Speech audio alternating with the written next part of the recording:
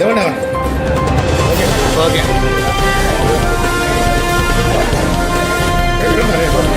Okay okay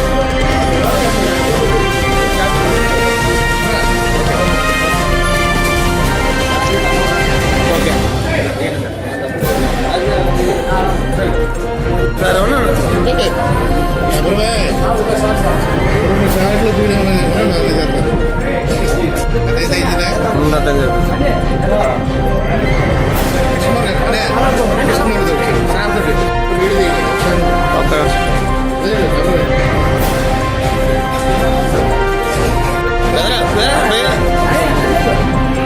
అన్నా మీరు అది అది అలా వెళ్ళండి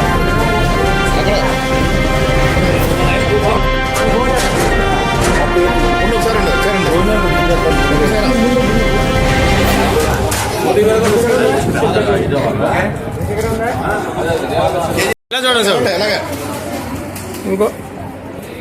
ఇంకోళ్ళకి ఇవ్వండి ఇంకో దగ్గరే అలా చూడండి సెవెరా సెవెరా ఓకే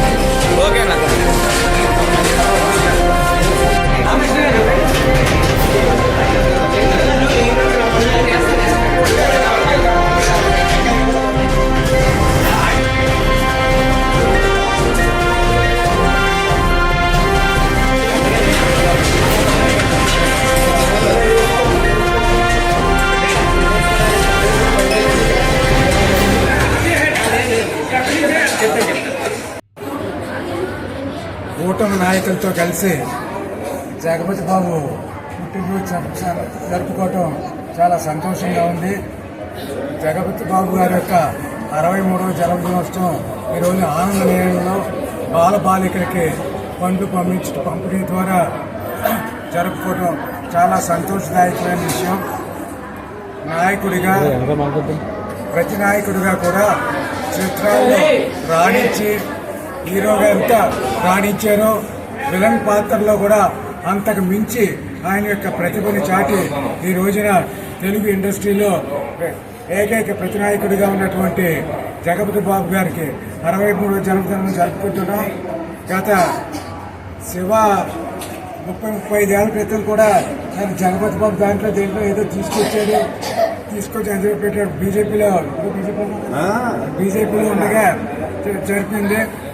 అప్పటి నుంచి కూడా అతను శివని చూస్తే ఇంటి పేరు నాకు గుర్తుంది, జగపతి బాబు శివబాబు అనే శివ అనే గుర్తుంటుంది. జగపతి బాబు అంటే పిచ్చ అభిమానంతో ఆయన ప్రతి పుట్టినరోజుకి కూడా చేతి డబ్బులు ఖర్చు పెట్టుకుని చేసిన రోజులు కూడా ఉన్నాయి. ఆ రకంగా ఆ సినిమా రిలీజ్ అయినప్పుడు ఆ ఫంక్షన్లో కానీ హీరోగా ఉన్నప్పుడు ఇప్పటికీ కూడా ఫంక్షన్ జరుపుతూ జగపతి బాబుకు నమ్మిన బంటిగా శివ ఉన్నాడు. ఆయన ఆధ్వర్యంలో ఈ రోజున ఈ 63వ జన్మదినం జరుపు 63వ పుట్టినరోజు మన జగపతి బాబు సినీ నటుడైన హీరో అండ్ విలన్గా నటిస్తూ ఆంధ్రప్రదేశ్ ప్రజలనే కాకుండా అందరినీ మొత్తం భారతదేశం యొక్క ప్రజలందరినీ కూడా మెప్పులు పొందిన గొప్ప నటుడు మన జగపతి బాబు గారు.